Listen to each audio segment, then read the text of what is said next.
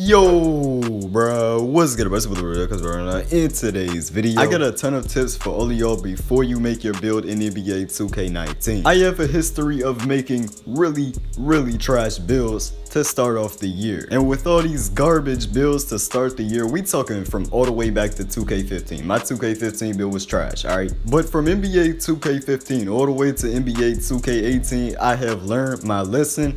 And I know exactly what I'm going to be doing for NBA 2K19, and I know that my NBA 2K19 build is going to be a must. And I know you all want to make great builds to start off the year as well, so you don't waste money on a trash build and completely regret it in the future. So in today's video, I have all the tips that you need to know to make your first build in NBA 2K19 a great build. Like I said, I have a history of choosing trash builds to start off the game.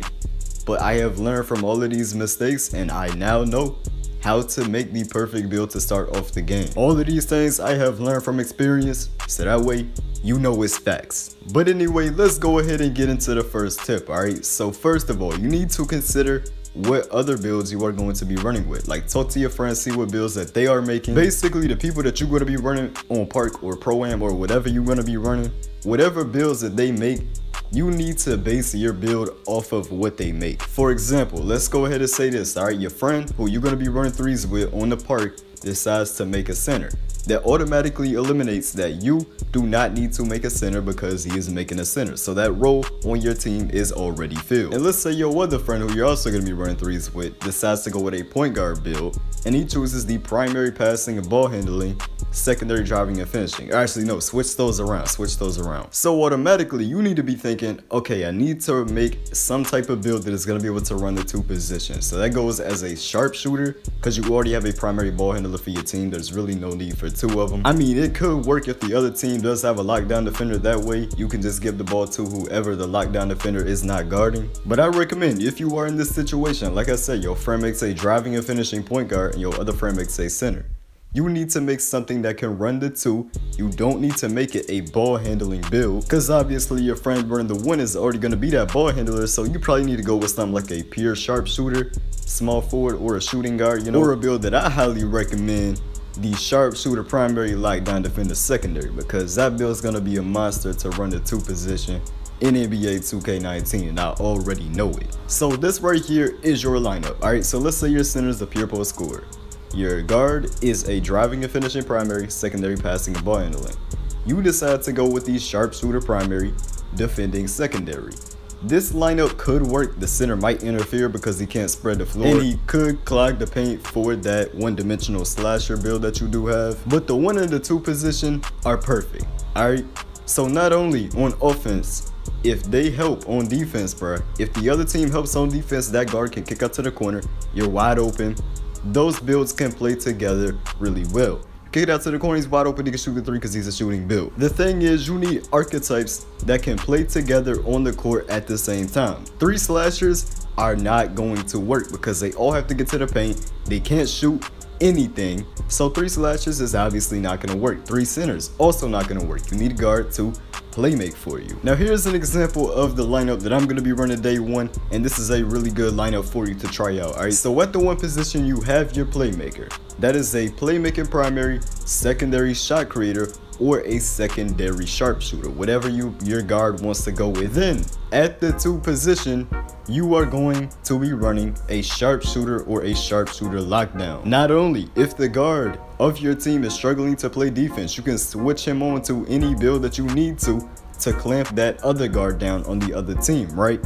But on offense, he can kick out to the corner if they play help defense, and that's a wide open three for you. So your 1 and 2 are set. Those builds can play alongside each other absolutely perfectly. Then you're gonna throw your center build into the lineup. Now for this one, I recommend a inside center or some type of rebounding center. The one I'm gonna be doing is the rebounding primary, secondary driving and finishing. That's me right there. Not only can I set the guard, the primary playmaker, the primary ball handler for the team, I can set him screens. I can also do a pick and roll out of that screen, and he can dish it to me inside. I can also hang out in the paint if I need to get that rebound, an offensive rebound, if we can't get off a good shot. So as you can see, all three of these builds right here can play together they can do it, bro. One archetype's playstyle on the floor is not messing up the rhythm or the spacing or anything else for any of the other archetypes. So if your friend is making a slasher build, do not make a slasher build. It's that simple, because they're just gonna help out one of you, leave one of you wide open, and you're gonna miss that shot because you're a slasher and you cannot shoot. But yeah, that is a huge tip right there. Ask your friends what they are making and make a build that can fit along with the playstyle of their build. That's like if Giannis Antetokounmpo and DeAndre Jordan try to play on the same team. Giannis's goal is to get to the paint, right? But that's also DeAndre Jordan's goal. He just sits in the paint, gets rebounds, gets buckets, right? DeAndre Jordan is gonna have the paint clogged up. So that way, it's harder for Giannis Antetokounmpo to get his buckets because it is easier for the defense to play help defense. Now my next tip is to not copy the wave. Do not make a build because you see everybody claiming that it is the best build in NBA 2K19. Don't make a build because of that reason. I did it last year in NBA 2K18. The build I made did not fit my playstyle whatsoever. Therefore, my build was trash for me. The thing is, you have to make a build to fit your playstyle. You do not need to make a build because it is so-called the best build in NBA 2K19, because there is no best build in NBA 2K19. There is only best builds to fit your playstyle. So make sure you get what I'm saying, bro. Do not make a build just because everybody else is saying, oh, this is the best build in 2K, because there is no such thing as the best build in 2K. Now, you could take build advice. Like, yo, these are 5 different builds. You can choose from these, you know, just choose the one that fits your playstyle the best. These are all of the good builds in NBA 2K19. So yeah, just choose the one that fits your playstyle the best, and you know, that'll be the best build for you.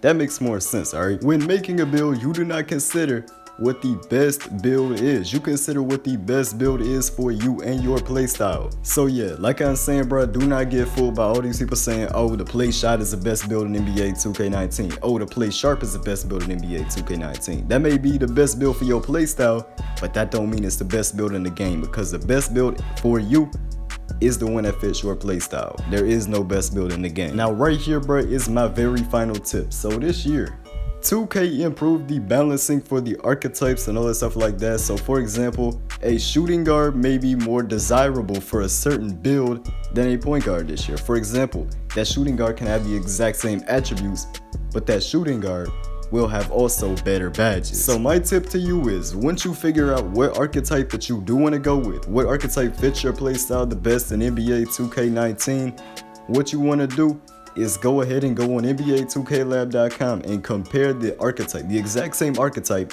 but one with a point guard and one with the shooting guard. Compare the badges side to side and see which one has the better badges. Here is a prime example right here. The point guard position for the pure shot creator has worse badges than the shooting guard position for the pure shot creator, but they have the same exact attributes when they are the same height, weight, and have the same wingspan. So if you're making a pure shot creator, you need to go with the shooting guard position because it has overall better badges and it has the same exact attributes as a point guard. It's also the exact same way for the primary sharpshooter, secondary lockdown defender build with the shooting guard and a small forward position. They have the same exact attributes, but the shooting guard position has overall better badges. So yeah, bro, keep that in mind when you are making your build in NBA 2K19. Just once you have chosen your archetype, what playstyle you want to go with, or what archetype you want to go with to fit your playstyle, just mess around with the different positions and see which one has the better badges. Now for those of you who stuck around to the end of the video, you get a bonus tip, alright? You get a bonus tip. And this tip is exclusively for inside center builds. I'm talking rebounding, post scoring, driving and finishing center builds. This may not apply as much to the post scores or the driving and finishing archetypes as much as rebounding, but what you need to do, I advise you, max out everything. Max out your weight, max out your height, max out your wingspan, because there's going to be so many people in this game that make undersized centers or even power forwards, you know, for the stretch big archetype. And if you max out your height, weight, and wingspan, you are going to be physically dominant compared to these people. They ain't getting no rebounds over you.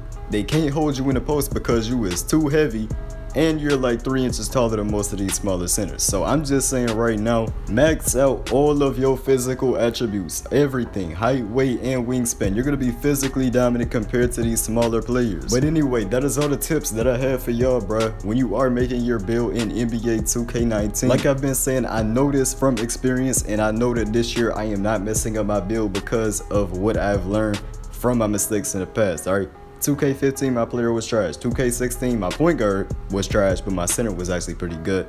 17 my player was trash, 18 my player was trash, and my second players were so much better, and that was because my second player was actually a build to fit my playstyle, bro. I learned how to do all of that, you know. But hey, bro, keep all these tips in mind. Hope y'all enjoyed the video. I am out. Peace.